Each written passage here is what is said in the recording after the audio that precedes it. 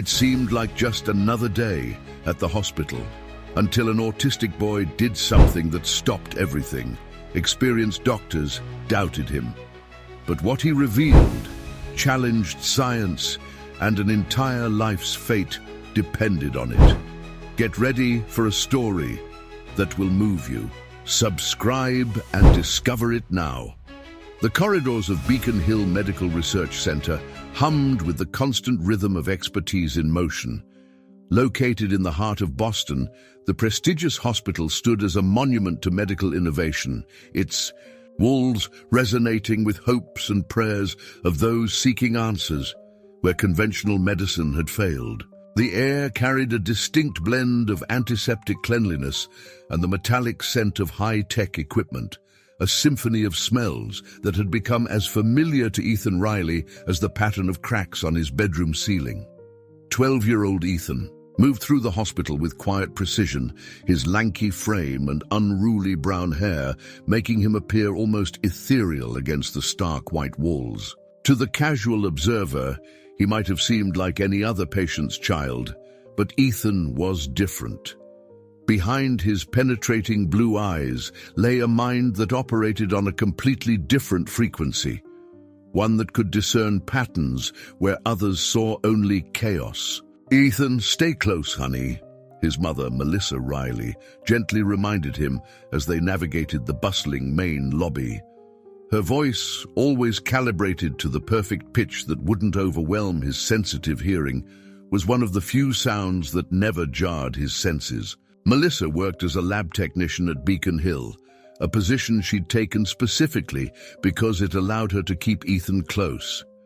As a single mother raising a child with autism, she'd learned to construct her life around his needs. Her auburn hair was pulled back in a practical ponytail, and the faint lines around her eyes told stories of sleepless nights and unwavering devotion. Tuesday, 2:17 p.m. Dr. Winters is wearing mismatched socks again, blue with grey diamonds on the left, navy solid on the right, Ethan murmured without looking up from the floor tiles, which he counted silently with each step. Melissa smiled, giving his shoulder a gentle squeeze. In Ethan's world, these observations weren't trivial. They were anchors of consistency in an overwhelming sea of sensory information. "I bet he overslept again. Remember, I have to work until 6 today. You can stay in the resource room or the garden if it gets too loud." The resource room had become Ethan's sanctuary over the past 3 years. Originally designed as a quiet space for medical staff to research cases, it had gradually morphed into Ethan's unofficial domain. The hospital administration, recognizing both Melissa's dedication and Ethan's unusual mind, had made an exception to their strict visitor policies. What they didn't fully comprehend was that Ethan's presence was becoming more than a courtesy to a devoted employee.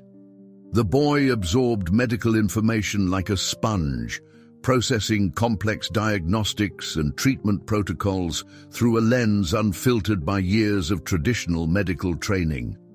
That afternoon, while Melissa ran tests in the laboratory, Ethan wandered to his favorite spot, a small alcove near the neurology department where he could observe without being noticed.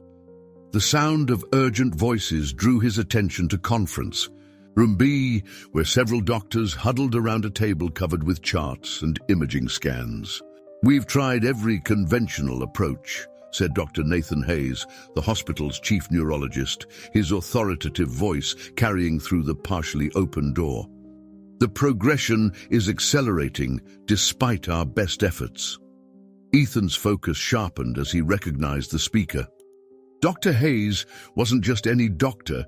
He was the man whose picture stood proudly on the hospital's wall of innovators, whose research papers filled medical journals, and whose presence usually exuded unwavering confidence. Today, however, his voice carried a note Ethan had never heard before: defeat. "Nathan, we need to consider experimental options," urged Dr. Grace Chen, the pediatric specialist whose gentle manner had always made Ethan feel calm when she passed him in the hallways. "This isn't just any patient, Grace. Dr. Hayes responded, his voice cracking slightly. "It's my son. Jackson is all I have left after Caroline." Ethan's mind immediately catalogued this new information. Dr. Hayes had a son named Jackson who was sick, very sick, based on the tension permeating the room. He inched closer to the door, his natural curiosity overriding his usual caution around crowded spaces. On the conference table, scans showed a young brain with areas of concerning darkness. Ethan had seen enough neurological imaging during his time at the hospital to recognize abnormalities, though the specific diagnosis remained unclear to him. "The current treatment protocol isn't working because we're targeting the symptoms, not the underlying mechanism," argued a younger doctor whose name badge read Dr. Eli Reynolds. "Jackson's neural pathways are degenerating in a pattern I've never seen before." Dr. Hayes ran his hands through his salt and pepper hair. "Every specialist from here to Johns Hopkins has reviewed his case. Nobody can explain why the degeneration is happening so rapidly or why it's resistant to standard therapies." Ethan's mind began to arrange this new information into the intricate mental framework where he stored all his observations. Something about the pattern of dark areas on the brain scan triggered a connection to an article he'd read months ago in a medical journal someone had left in the resource room. The article had discussed experimental neural regeneration techniques that had shown promise in laboratory settings, but had failed in clinical trials due to inconsistent results. For the next hour, Ethan remained motionless, absorbing every word, every gesture, every frustrated sigh that escaped the conference room. When the meeting finally adjourned, he slipped away before anyone could notice him, his mind racing with connections invisible to the specialists who had just spent hours hitting the same wall. Over the following days, Ethan's behavior shifted subtly. Melissa noticed him spending more time near the neurology department, collecting discarded notes and poring over journals with an intensity that surpassed even his usual focus. When she asked what had captured his interest, he simply replied, "Patterns need completing." Dr. Hayes, meanwhile, continued his desperate search for answers. Jackson's condition deteriorated steadily, each failed treatment carving deeper lines of worry into his father's face. The 10-year-old boy, once vibrant and full of energy, now spent most of his days in a private room on the pediatric floor, his coordination and cognitive functions declining despite the arsenal of medical interventions deployed to save him. One rainy afternoon, while most of the hospital staff focused on an emergency in the trauma unit, Ethan slipped into Jackson's room. The boy lay sleeping, monitors beeping steadily around him. Despite never having formally met, Ethan felt a strange connection to this peer whose brain held a puzzle no one could solve. "You shouldn't be in here," came a tired voice from the doorway. Ethan turned to find Dr. Hayes watching him, exhaustion evident in every line of his face. "The pattern is wrong," Ethan said simply, his eyes never meeting the doctor's. "What did you say?" Dr. Hayes stepped closer, his clinical detachment momentarily replaced by curiosity. But before Ethan could explain, Melissa appeared, slightly breathless from searching for her son. "I'm so sorry, Dr. Hayes. Ethan, we've talked about this. You can't go into patient rooms." "It's all right," Dr. Hayes said, studying Ethan with new interest. He wasn't disturbing anyone. As Melissa led Ethan away, whispering gentle reminders about hospital rules, Dr. Hayes found himself staring after them. Something about the boy's comment had struck a chord, but in his exhaustion, he couldn't place why. What no one realized in that moment was that the brief encounter had set in motion events that would challenge everything the renowned medical center stood for. Behind Ethan's seemingly simple observation lay a revolutionary perspective that would soon turn the hospital's methodical approach to medicine upside down. Back in the safety of the resource room, Ethan pulled out the notes he'd been meticulously organizing, fragments of conversations, snippets of medical journals, and observations of treatment protocols began to form a cohesive picture in his mind. The solution wasn't in treating the symptoms, or even in targeting the apparent cause. It lay in the precise timing and sequencing of existing therapies, a pattern so subtle that conventional medical thinking, bound by established protocols, had overlooked it entirely. Melissa watched her son with a mixture of pride and concern. Since his diagnosis at age 3, she had learned to trust his unique way of processing the world. But she also worried about his growing obsession with Dr. Hayes' son. She had no way of knowing that Ethan wasn't just fixating. He was connecting dots that would soon challenge the boundaries of modern medicine and transform lives in ways no one at Beacon Hill Medical Research Center could possibly anticipate. The following week brought unseasonably cold weather to Boston, turning the hospital windows into glittering canvases of frost. Inside, the temperature remained precisely regulated, but a different kind of chill permeated the neurology department as Jackson Hayes' condition continued its relentless decline. Melissa noticed the change in her son's routine immediately. Instead of his usual methodical exploration of the hospital's familiar corners, Ethan now moved with purpose. He requested specific medical journals, asked to spend more time near the neurology conference rooms, and filled notebook after notebook with his precise, meticulous handwriting. "Honey, you know I respect your interests," she said one evening as they drove home to their modest apartment in Somerville, "but I'm concerned about your focus on Dr. Hayes' son. These are private medical matters." Ethan stared out the car window, watching raindrops race down the glass. "The doctors are looking at each piece separately. The solution is in how the pieces fit together." Melissa glanced at her son, recognizing the certainty in his voice. Throughout his life, Ethan had shown flashes of startling insight, moments when his unique perspective cut through complexity to reveal simple truths others couldn't see. Still, the stakes here seemed impossibly high. "Even if you see something they don't, Ethan, these are world-class specialists. They might not listen to—" "They're missing it," he interrupted, an unusual urgency in his tone. "Every day they miss it, Jackson gets worse." The raw emotion in his voice surprised her.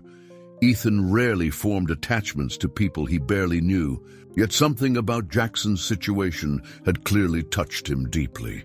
At the hospital the next morning, Dr. Hayes hunched over his desk, reviewing Jackson's latest test results. The experimental treatment they'd started 3 days ago was failing, just like all the others. He barely registered the knock at his office door until it came again, more insistently. "Come in," he called, not bothering to look up from his papers. Dr. Grace Chen entered, holding a steaming cup of coffee, which she placed on his desk. "You missed the department meeting." "Again." "I sent my notes," he replied, finally looking up. The dark circles under his eyes told of another sleepless night spent searching for answers that continued to elude him. "Nathan, you need to let the team carry some of this burden," Grace said, her voice gentle but firm. "You can't be Jackson's father and his doctor at the same time. It's tearing you apart." "Ma, what choice do I have? Refer him to another neurologist who'll just run the same failed protocols? Watch him deteriorate while following standard procedures?" His voice rose with each question, frustration bleeding through his professional facade. Grace sighed. "The research committee approved the neural stimulation trial. We can start next week." "Next week might be too late." The words hung heavy in the air between them. Outside the partially open door, Ethan stood perfectly still, absorbing every word.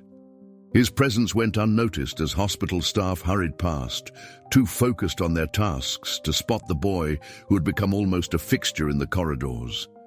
What Dr. Hayes couldn't see, what none of the specialists could see, was taking shape in Ethan's mind with crystal clarity. The failed treatments weren't failures because they were wrong. They were failures because their application followed conventional medical sequencing rather than the unique pattern Jackson's condition demanded. Later that afternoon, as Melissa processed samples in the laboratory, Ethan sat up at his usual table in the resource room. Around him, medical students and residents occasionally came and went, barely noticing the boy, who sat surrounded by journal articles and his own intricate notes. Dr. Eli Reynolds, the young neurologist who had spoken up in the meeting Ethan observed earlier, entered the room searching for a reference book. He paused, watching with curiosity as Ethan meticulously arranged papers in what appeared to be a random order. "That's some serious research you're doing," he commented, approaching Ethan's table. "What are you working on, buddy?" Ethan didn't look up, his hands continuing their careful arrangement. Neural regeneration protocols combined with adaptive stimulation need precise sequencing. The order matters more than the individual components. Dr. Reynolds blinked, surprised by both the content and clarity of Ethan's response. "That's actually a fascinating hypothesis. Are you interested in neurology?" Instead of answering, Ethan pushed forward a paper with a highlighted passage. This researcher from Stanford tried combined therapy but didn't account for the cellular recovery period between treatments. The timing was wrong. Reynolds picked up the paper, scanning the highlighted section with growing interest. He had read this study before, but hadn't considered the implications Ethan was suggesting. "How do you know about recovery periods between neural treatments? That's advanced neurophysiology." Patterns," Ethan replied simply, finally looking up. "The brain follows patterns when it heals. Jackson's treatments are fighting against his natural recovery pattern, not working with it." The doctor froze. "Jackson? As in Jackson Hayes? How do you know about his case?" Ethan returned to his papers, apparently done with the conversation. Dr. Reynolds stood there for several moments, torn between professional ethics and intellectual curiosity. Finally, he placed a card on the edge of Ethan's table. "My office number," he explained. "If you want to share more of your patterns, I'd be interested to hear them." After the doctor left, Ethan carefully placed the card in his notebook. A potential ally was something his developing plan would need. As October gave way to November, Jackson's condition reached a critical point. The experimental neural stimulation trial showed minimal improvement, and Dr. Hayes began to face the possibility that medical science might not have an answer for his son's condition. On a particularly dismal Tuesday, the hospital buzzed with tension as Jackson experienced a severe episode of neurological distress. The pediatric floor became a flurry of activity as specialists were called in for emergency consultation. Melissa, aware of her son's growing obsession with the case, tried to keep Ethan occupied in the garden courtyard, away from the commotion. But Ethan, sensing something significant was happening, became increasingly agitated. "We need to go inside," he insisted, rocking slightly as his anxiety mounted. "They're making a decision today. The wrong decision." "Ethan, honey, please," Melissa pleaded, recognizing the signs of his mounting distress. "This isn't our business. Dr. Hayes and his team know what they're doing." "They don't," Ethan replied, his voice rising. "They're going to try more intensive stimulation because the first trial showed minimal response. But that's the wrong direction. It needs to be gentler, not stronger. 40% less intensity, 40% longer duration, with cellular regeneration therapy in between. The pattern is clear." Melissa stared at her son, struck by the precision of his statement. This wasn't vague interest or obsession. This was something else entirely. "How could you possibly know that, Ethan?" "I've been watching, reading, calculating. The patterns don't lie." He turned to her, his blue eyes intense with an almost desperate conviction. "Mom, he's running out of time."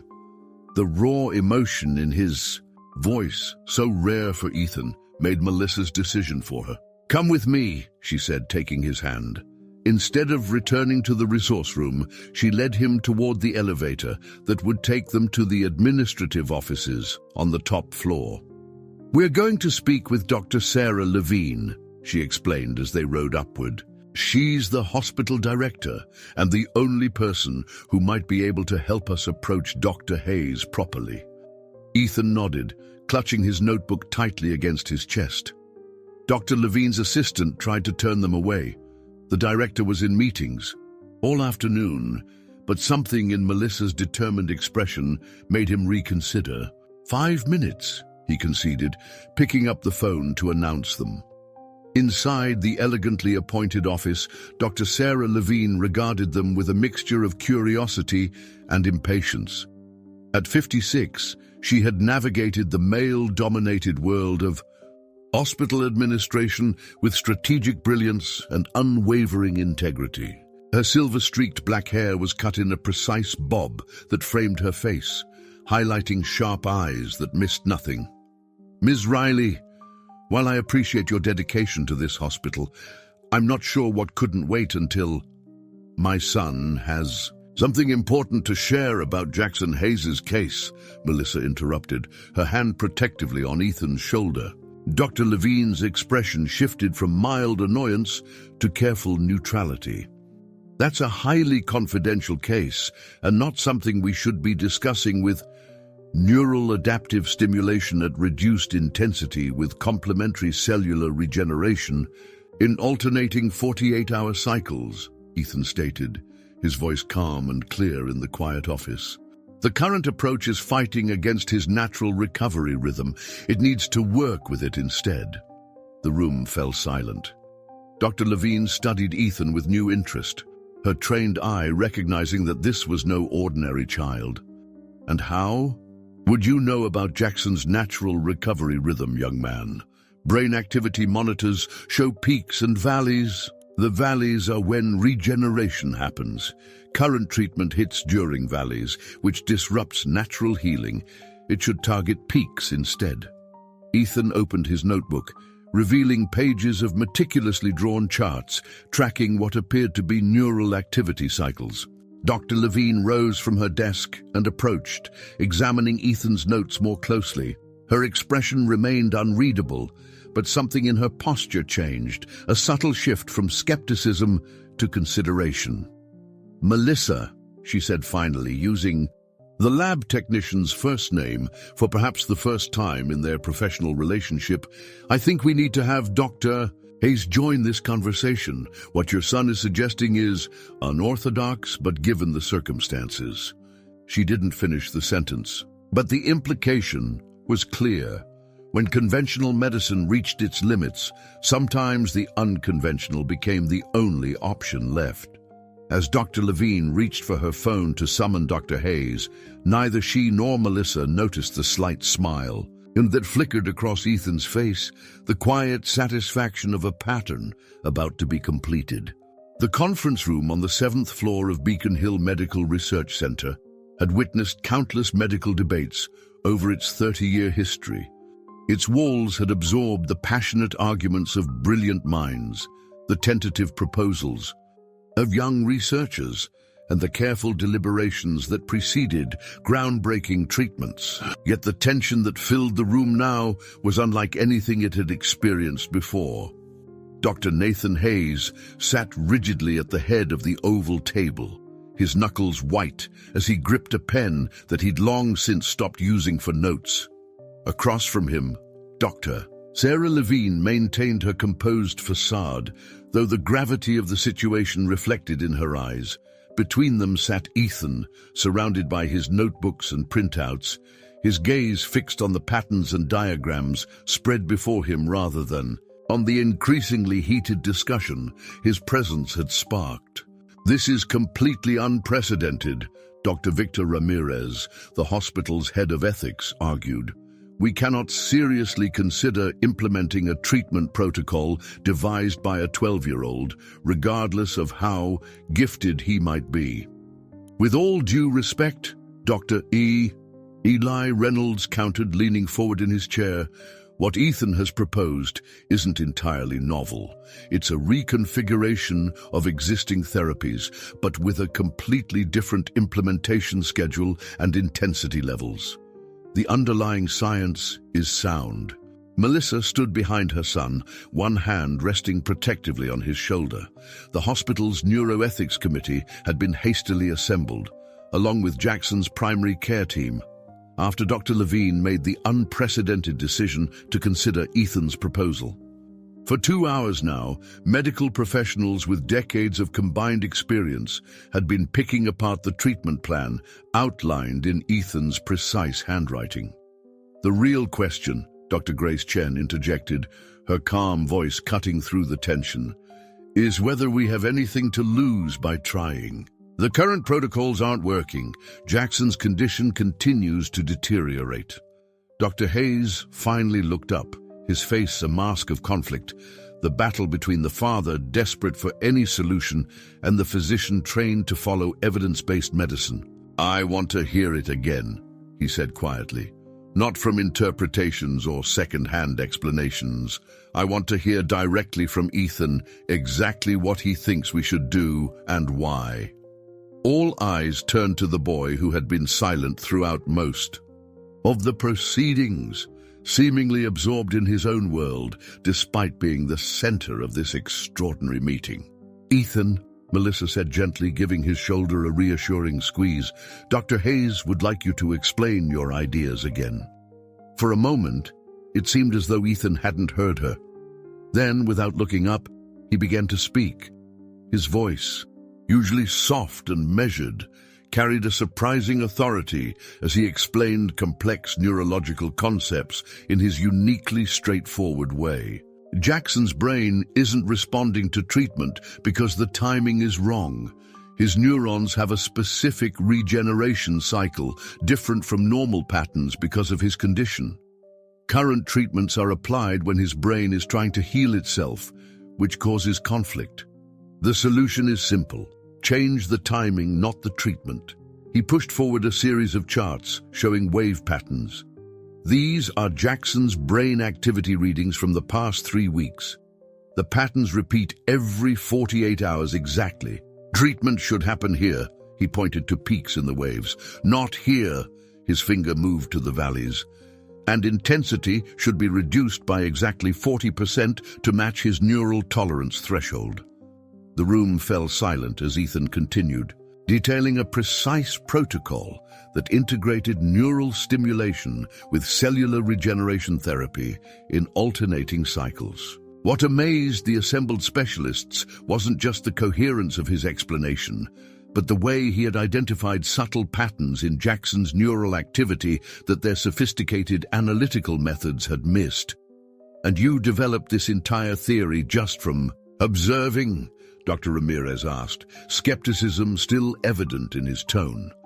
Ethan finally looked up, though his gaze fixed somewhere above the doctor's head rather than meeting his eyes.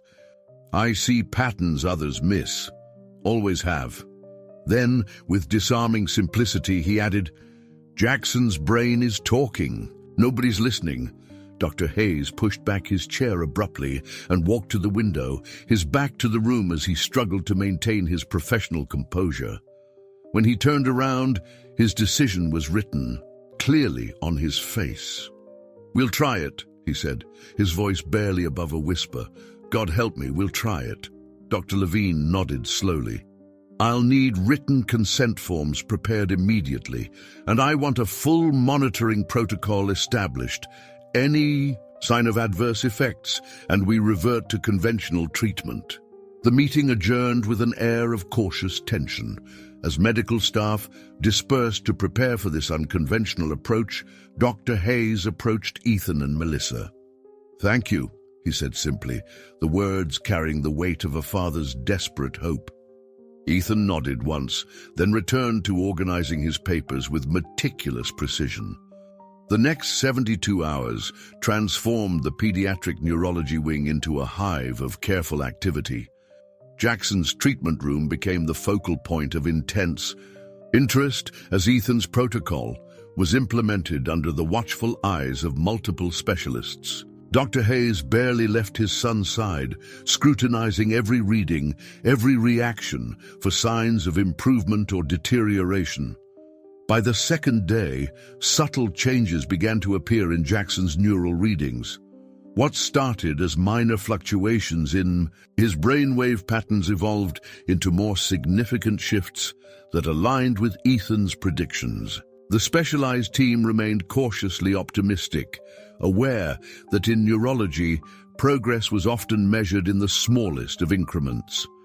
On the morning of the third day, Dr. Hayes emerged from Jackson's room with something that had been absent from his face for months, a glimmer of hope. His cognitive responsiveness has improved by 12%, he reported to the assembled team in the corridor. And the neural degeneration appears to have stabilized for the first time since diagnosis. A current of cautious excitement ran through the group. Dr. Ramirez, still skeptical, raised his hand. It could be a temporary plateau. We've seen those before with experimental treatments. True, Dr. Hayes acknowledged, but this is different. The improvement patterns match exactly what Ethan predicted would happen at this stage of the treatment. As word spread throughout the hospital, reactions varied widely. Some staff members viewed the development with cynical disbelief, certain that the apparent improvement would prove temporary. Others watched with curious interest, wondering if they were witnessing the beginning of something revolutionary. A small but growing faction began to see Ethan in an almost mystical light, the autistic boy whose mind could unlock medical mysteries beyond the reach of conventional science. Melissa observed these reactions with growing concern. While grateful that Ethan's insights might help Jackson, she worried about the attention now focused on her son. Throughout his life, she had worked to ensure he was seen as a complete person, not defined solely by his differences.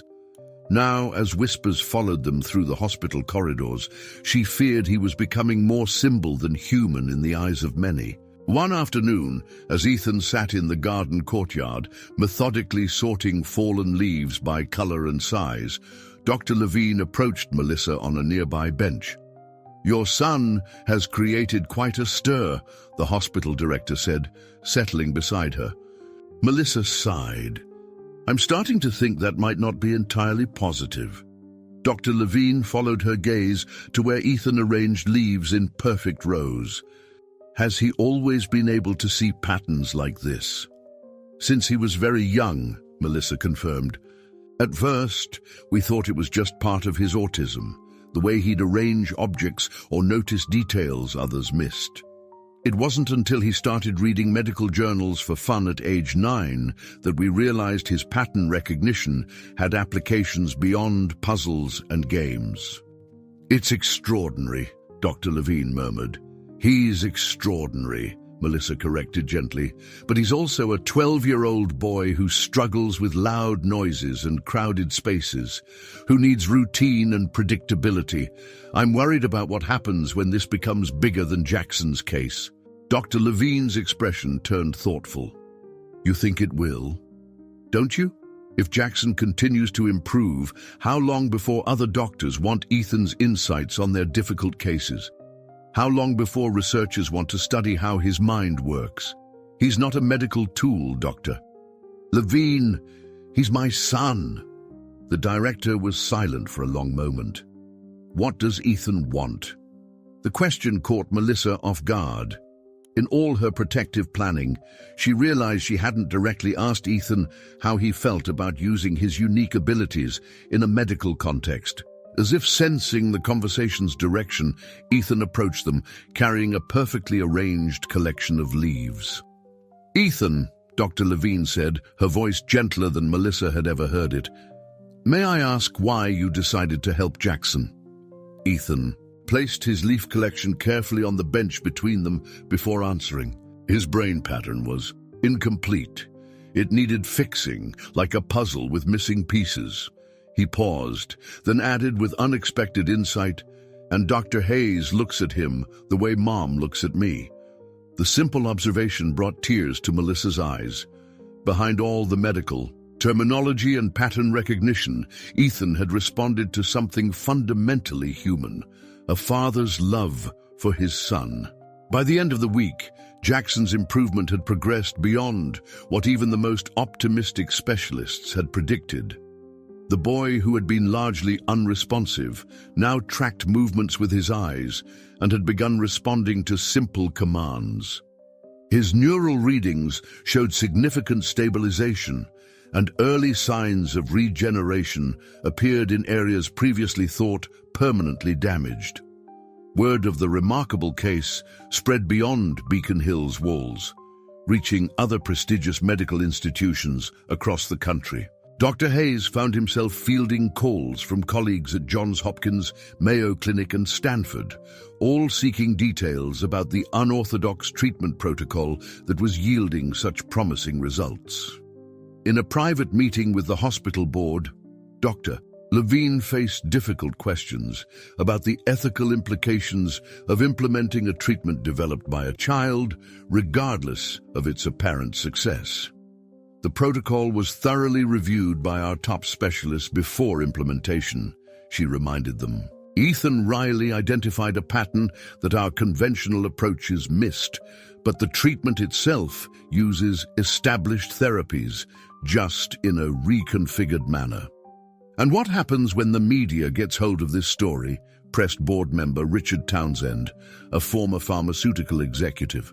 A child autism prodigy revolutionizing neurological treatment makes for irresistible headlines. Are we prepared for the attention this will bring? Dr. Levine's response was measured. Our priority remains the well-being of our patients, Jackson Hayes first and foremost. But yes, we are developing a media strategy and, more importantly, protocols to protect Ethan's privacy and well-being. What none of them realized was that it was already too late for containment. A medical resident, impressed by the case's remarkable turn, had shared anonymized details on a popular medical forum. The post had gone viral within the medical community, with speculation running rampant about the identity of the intuitive diagnostician who had cracked a case that had stumped America's top neurologists. As Melissa and Ethan left the hospital, that Friday evening, neither noticed the woman in a tailored suit watching them from across the parking lot, nor the discreet notes she made on her tablet. Janet Blackwood, medical correspondent for the Boston Chronicle, had built her career on uncovering groundbreaking medical stories, and her instincts told her she had just found her biggest one yet. The headline ran above the fold in the Sunday edition of the Boston Chronicle. Medical miracle, 12-year-old autism prodigy develops revolutionary treatment at Beacon Hill. Despite careful attempts to keep Ethan's identity protected, Janet Blackwood had pieced together enough information to write a compelling, if somewhat sensationalized, account of Jackson Hayes' remarkable recovery. Melissa stared at the newspaper spread across their kitchen table, her coffee growing cold beside it. "This is exactly what I was afraid of," she murmured, scanning the article that detailed how an unnamed young genius with autism had revolutionized treatment for a prominent neurologist's son suffering from a rare degenerative condition. Ethan, methodically arranging his cereal pieces in perfect rows before eating them, seemed unbothered by the commotion his insights had created. "They got the science wrong," he commented, pointing to a paragraph that attempted to explain his treatment protocol. "The cellular regeneration cycle isn't mysterious. It follows a clear pattern based on circadian neural rhythms." Melissa couldn't help but smile despite her concerns. Trust Ethan to focus on the technical inaccuracies rather than the invasion of privacy. Her phone buzzed for what felt like the 100th time that morning, another call from the hospital. With a sigh, she answered. "Ms. Riley, I cannot emphasize enough how important it is that you and Ethan come in immediately," Dr. Levine said, skipping pleasantries entirely. "The media presence here is growing by the hour, and we need to establish a unified approach before this situation escalates further." Within 30 minutes, Melissa and Ethan were being escorted through a side entrance of the hospital, away from the small gathering of reporters who had stationed themselves at the main doors. The administration conference room had been transformed into a crisis management center, with hospital public relations staff huddled around one end of the table while medical and administrative leadership occupied the other. Dr. Hayes was there, looking simultaneously exhausted and elated, the complex expression of a man who had watched his son begin a recovery that no one had thought possible. When he saw Ethan enter, he stood and crossed the room to greet them. Jackson asked for apple juice this morning, he said, his voice thick with emotion. Complete sentence, first words in over 3 weeks. He knelt to Ethan's eye level, though the boy's gaze remained focused elsewhere. I don't know how to thank you. You don't need to thank him, Melissa responded, protective instinct rising. But you can help us figure out how to manage this situation. She gestured toward the newspaper that someone had laid out on the conference table. Dr. Levine took control of the meeting, outlining the challenges they now faced.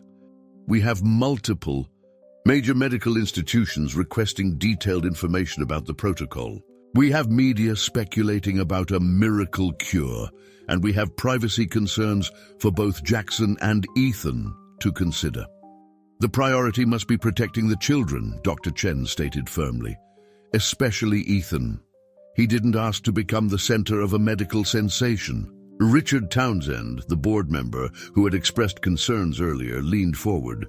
With all due respect, we also need to consider the broader implications. If this treatment protocol continues to show the same remarkable results, we have an ethical obligation to share it with the medical community. And of course we'll share the protocol, Dr. Hayes agreed. But there's a difference between publishing peer-reviewed findings and turning a 12-year-old boy into a medical spectacle. As the adults debated, Ethan had moved to the window, seemingly disconnected from the conversation that would determine his immediate future.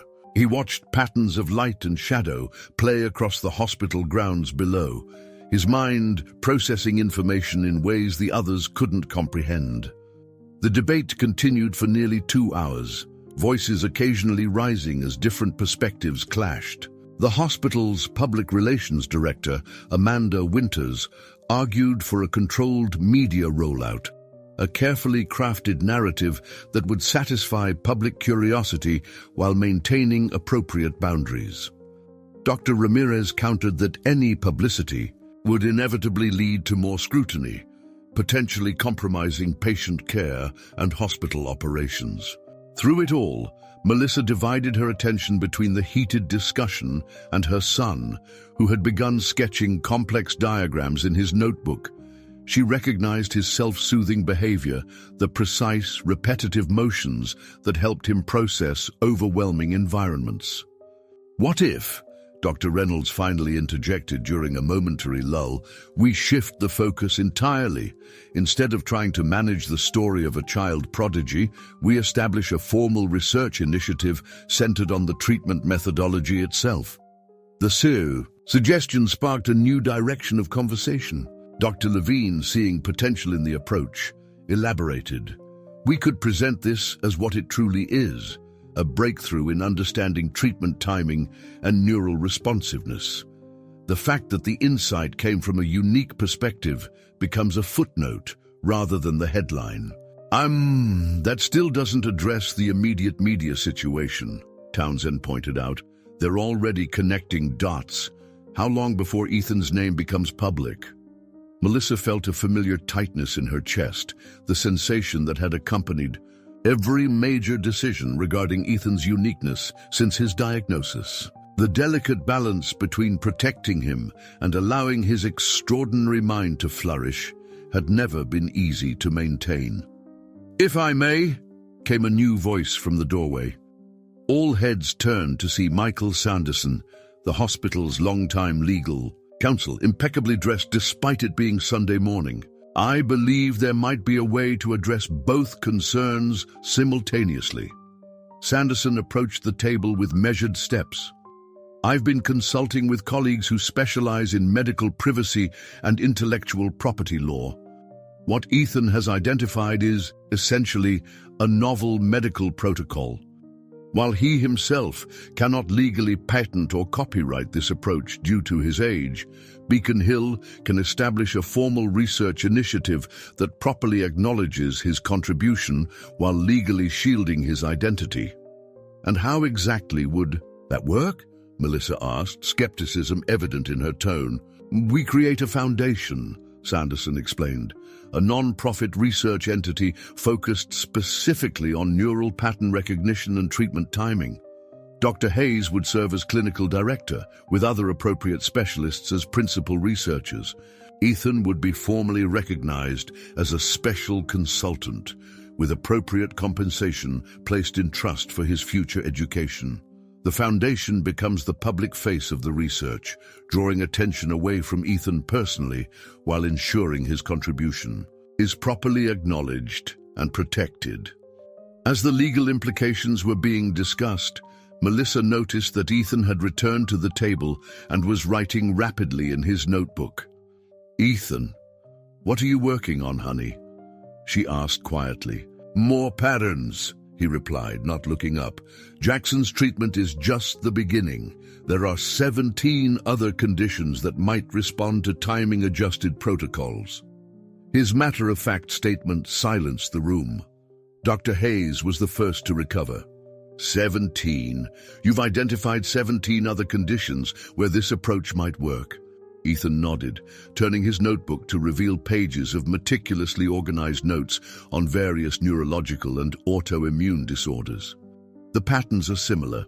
Different in specifics, but similar in structure. Medicine treats diseases as separate things, but the body's response patterns connect them." Dr. Chen moved closer, examining Ethan's notes with growing amazement. "This is extraordinary. He's mapped potential treatment modifications for conditions we've always approached as entirely distinct categories." "Is this why you've been spending so much time in the medical library?" Melissa asked, a new understanding dawning. "You weren't just focused on Jackson's case." "Jackson was the most urgent," Ethan explained. "His pattern was degrading fastest. The others have more time." Dr. Hayes exchanged meaningful glances with his colleagues, a new energy filling the room. What had begun as a crisis management meeting was transforming into something entirely different, the potential birth of a medical revolution. "I think," Dr. Levine said carefully, "we need to significantly revise our approach. Mr. Sanderson, how quickly can you draft the foundation documents?" The legal framework for what would become the Neural Pattern Recognition Initiative took shape over the following weeks. Melissa, initially skeptical, found herself impressed by the hospital's commitment to both advancing the medical breakthrough and protecting her son. With the help of an independent attorney specializing in medical ethics, whose services Dr. Levine arranged for Melissa at the hospital's expense, they crafted an arrangement that established clear boundaries. Ethan would work in a specially designed space at the hospital 3 afternoons a week, a quiet room with minimal sensory stimulation where he could review anonymized patient data identified by the medical team as potentially benefiting from his unique perspective. He would not interact directly with patients, would not be present for medical conferences or presentations, and most importantly, would continue his education and normal developmental activities outside the hospital. The media story, meanwhile, evolved in a direction that surprised even the most optimistic hospital administrators. Janet Blackwood, the reporter who had broken the initial story, requested a formal interview with Dr. Hayes and the research team. After careful negotiation of boundaries, chief among them that Ethan would not be photographed or directly interviewed, the hospital agreed. The resulting feature, published 2 weeks after the initial sensationalized piece, took a remarkably different tone.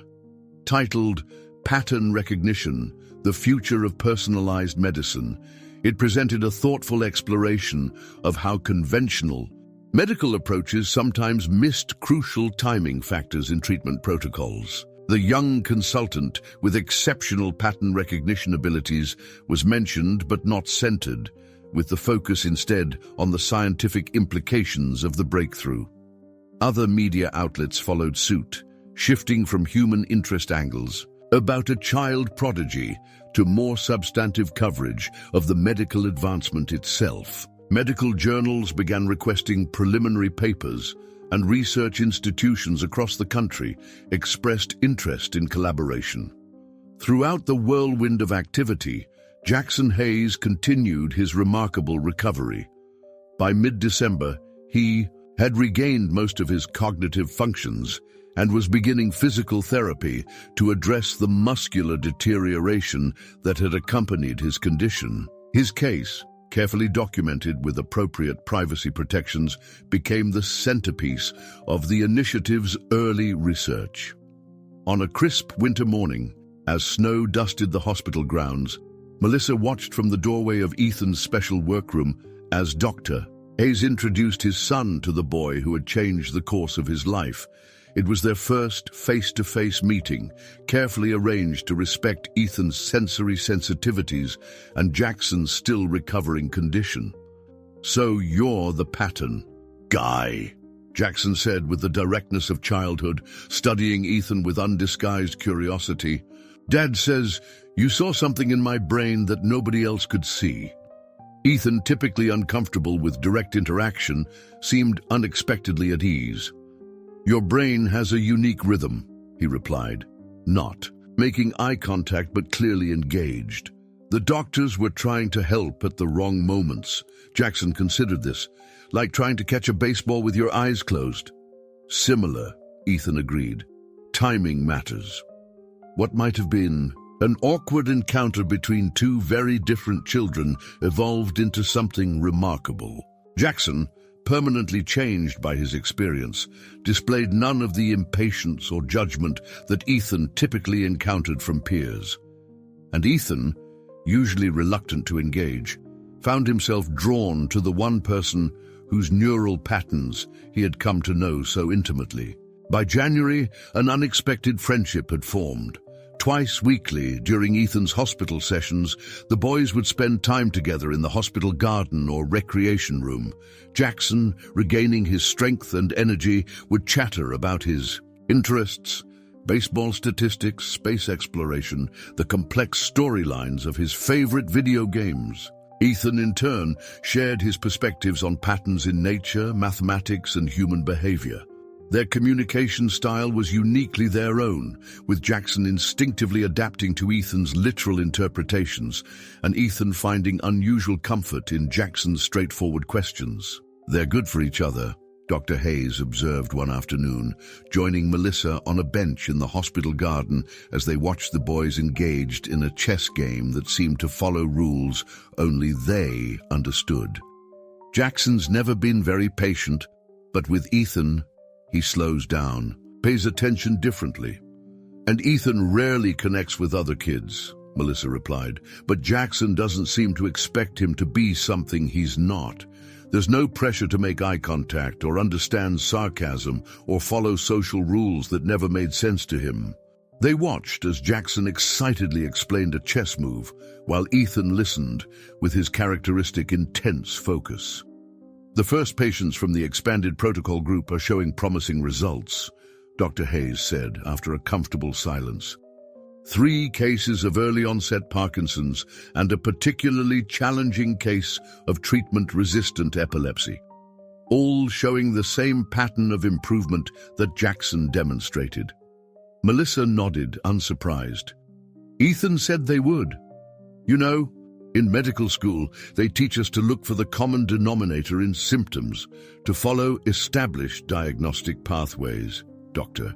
Hayes reflected. "Years of training and experience create patterns in how we think, patterns that can sometimes become limitations. It took a mind untrained in those conventional patterns to see what we were missing." As winter yielded to spring, the Neural Pattern Recognition Initiative continued to produce remarkable results. The first peer-reviewed papers were published in prestigious medical journals, with Dr. Hayes careful to acknowledge the collaborative insight of a uniquely gifted consultant without exposing Ethan to unwanted attention. Research hospitals around the country began implementing variations of what was now being called adaptive timing protocol, reporting similar positive outcomes across a spectrum of previously treatment-resistant conditions. A team at Johns Hopkins had adapted the approach for certain autoimmune disorders. Stanford researchers were exploring applications in treatment-resistant depression. Mayo Clinic had established a dedicated department focused on chronotherapy, the study of how timing affects treatment efficacy. What had begun as one boy's observation about one patient's brain patterns was evolving into a paradigm shift in medical treatment approaches. Yet through it all, Melissa remained vigilant about protecting her son's normal development. Ethan continued his specialized education program, maintained his routines, and gradually, with careful support, expanded his comfort with the world beyond patterns and protocols. The hospital, true to its commitment, sheltered Ethan from unwanted attention while ensuring his contribution was properly valued. A substantial trust fund had been established for his future education, with additional resources allocated for support services and developmental opportunities tailored to his unique needs and abilities. Dr. Levine, who had initially viewed the situation primarily as a crisis to be managed, found herself profoundly changed by the experience. Under her direction, Beacon Hill Medical Research Center began actively recruiting neurodiverse individuals for various roles throughout the institution, recognizing that different ways of processing information could lead to invaluable insights across medical specialties. On a warm April afternoon, exactly 6 months after Ethan had first observed the meeting about Jackson's condition, Dr. Levine hosted a small, private gathering in the hospital garden. Present were only those closest to the remarkable journey. The core medical team, Melissa and Ethan and Jackson with his father. "We're not here for speeches or formal recognition," Dr. Levine said, raising a glass of sparkling cider. "Those will come in time through proper scientific channels. We're here simply to acknowledge that sometimes the most extraordinary breakthroughs come from seeing the world through different eyes." Dr. Hayes stepped forward, his arm around Jackson's shoulders.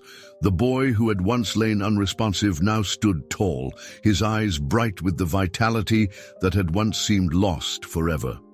"6 months ago, I had run out of hope," Dr. Hayes said, his voice steady but touched with emotion. "Every approach I'd spent my career believing in had failed. And then," he looked directly at Ethan, who was arranging small stones in a perfect circle on a garden table. "Someone who sees the world completely differently showed me what I was missing." Jackson broke away from his father and approached Ethan, offering him a carefully selected cookie from the refreshment table. Chocolate chip with exactly 3 chips visible on top, just as Ethan preferred. "Chess later?" he asked. Ethan nodded, a small smile playing at the corners of his mouth. In a world that often felt overwhelming and chaotic, he had found his place within a pattern that made perfect sense, one where differences weren't deficits, but essential components of a greater whole. As the golden afternoon light filtered through fresh spring leaves, casting intricate shadows across the garden path, Ethan watched the interplay of light and dark with serene appreciation. In those constantly shifting patterns, he saw a perfect metaphor for the journey that had brought them all together. Complexity and simplicity, challenge and resolution, all part of the same beautiful, ongoing design. The Neural Pattern Recognition Initiative would continue to evolve, expanding into new medical frontiers and challenging long-held assumptions about treatment approaches. Jackson would continue his remarkable recovery, carrying with him a profound appreciation for how quickly life could change, and for the unique mind that had changed his. And Ethan, the boy who had always seen the world through the lens of patterns, had found perhaps the most meaningful pattern of all, the intricate, beautiful connection between his distinctive way of processing the world and the profound difference it could make. As the small celebration continued around him, Ethan returned to his arrangement of stones, perfectly content in this moment of quiet triumph. The path forward would hold challenges, certainly, balancing his extraordinary abilities with the need for normal childhood development, navigating a world that often misunderstood minds like his. But for now, in this peaceful garden, with the people who had become an unexpected part of his life's pattern, everything was exactly as it should be. Dear listeners, we hope you've been moved by Ethan's extraordinary journey at Beacon Hill Medical Research Center. The story of how one unique mind can transform lives reminds us that brilliance comes in many forms, and sometimes the most profound insights arise from seeing the world differently. To continue this emotional journey, we've prepared a special playlist with equally captivating stories about remarkable individuals who changed their worlds. Find it by clicking to your left. If Ethan and Jackson's story touched your heart, please subscribe to our channel and like this video. Every day, we bring you unique stories that explore life's complexities and celebrate human connection. Don't miss our upcoming content. Each story offers a new perspective that might just change how you see the world around you. We're eager to read your thoughts in the comments below.